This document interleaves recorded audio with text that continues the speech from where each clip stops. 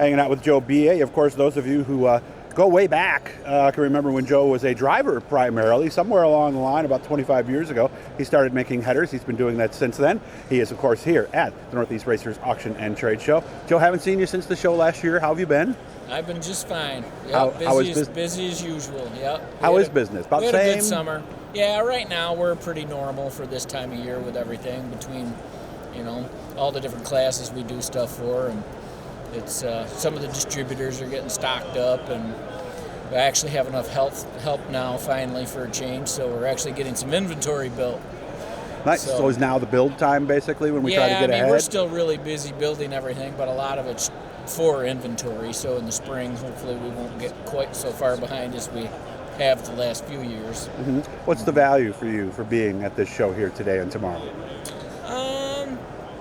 It's pretty decent. I mean, it's most guys are looking for something new, of course, which we're always trying to make new and improved stuff, especially for the crate sportsmen and all that kind of stuff. But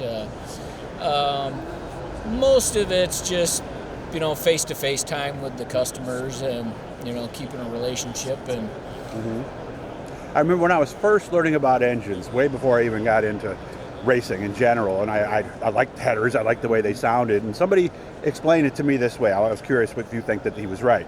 He says an engine's a big air pump basically. Anything that makes the air pump more efficient, unlike an exhaust manifold where they go 4 into 1 right away, makes it faster and more efficient. Was he right?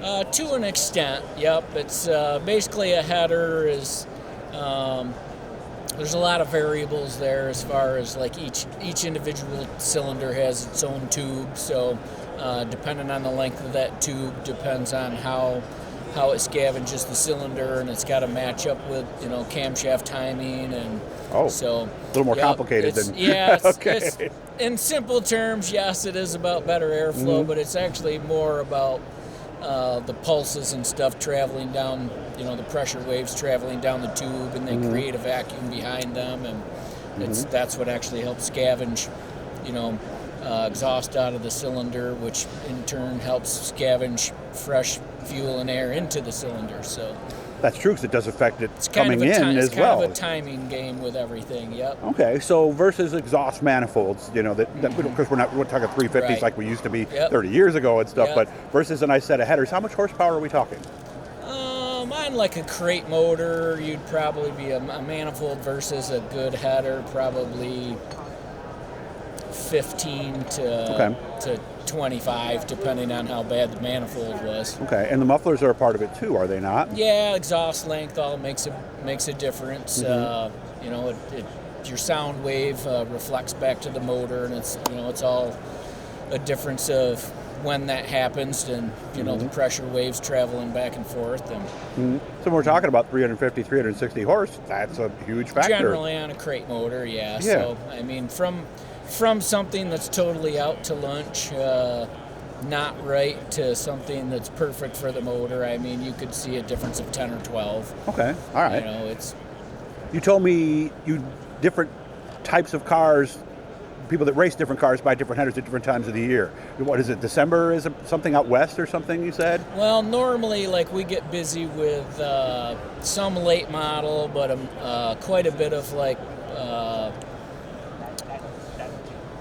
UMP style modified stuff, which they all start down in Arizona, the Wild West Shootout in January. So we get busy with that stuff in late December and January, and then we'll get through that kind of spike, and then it's late models and modifieds and our Northeast modifieds for guys getting ready to go to Florida and the end of February, and generally it kind of after that it's racing down in Louisiana, Mississippi, Florida all starts in March, and then it's just kind of a weekly wave that works its way to the north as all of our racing starts, and then kind of like the warm weather generally almost. By April, mid-April, a lot of the tracks are opening up here, so we get busy in March with Northeast modified stuff because it's getting close to time for them to start. So it's So what percentage of your business is maybe New York State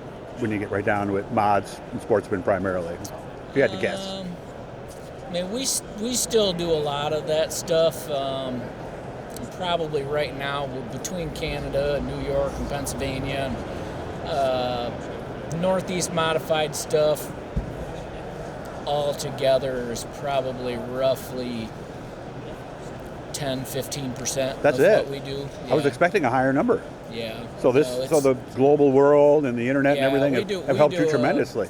We do a lot of super late model stuff, a lot of IMCA modified stuff. Last few years especially, we've done a lot of asphalt modified stuff.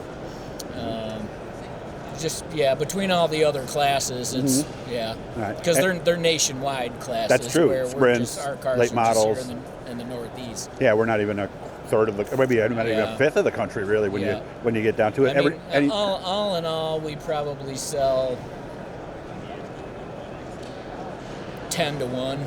Wow. A late model to a set of, whether it's a Sportsman, big block, or a open small block. Okay. Now put this up on Friday to remind you guys to come on and see Joe. Do we still own a car? We still have a car out there with anybody behind the wheel? We still have two modifieds that Pat Ward runs, and I still have an older one sitting there that I occasionally get in and run. Did you get out last year? Actually, this past summer I didn't get out, but the summer before I was out 4, 5, 6 times. But all right. Well, let me know next time. I'll make sure I run into you, and we'll see how you do. Did it come back to you, or did it take a little bit? Yeah, I mean, wasn't as fast as I used to be. It just one of those things. You got to do it, a lot if you want to be good, because it's there's just a lot more to it than getting in there and steering and pressing the gas. So. True. All right. Good to see you again. You as well. Make sure to look him up. You on Facebook, and what's the website?